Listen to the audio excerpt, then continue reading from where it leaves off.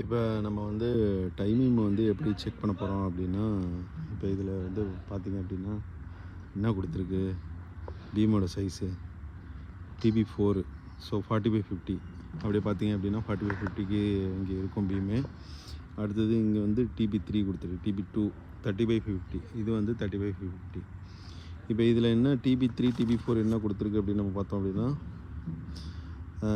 416 216 2 extra. அதனால் இங்கே வந்து கீழே பார்த்தீங்க அப்படின்னா மேலேயும் 4 ராடு, கீழேயும் வந்து 4 ராடு ப்ளஸ் எக்ஸ்ட்ரா 2 ராடு கொடுத்துருப்போம். ஏன்னா இது வந்து அந்த சைஸில் இந்த டிஃப்ரெண்ட் இருக்கிறதால அதனால் வந்து எக்ஸ்ட்ராவாக கொடுத்துருக்கு. நம்ம இப்போ இந்த பீமை பார்ப்போம். இந்த பீமை பார்த்தீங்க அப்படின்னா இது வந்து TB3. ஸோ TB3யில் என்ன கொடுத்துருக்கு அப்படின்னா கீழே 4 ராடு மேலே 2 ராடு. அதை மட்டும் பாருங்கள், கீழே 4 இருக்கா, அப்படி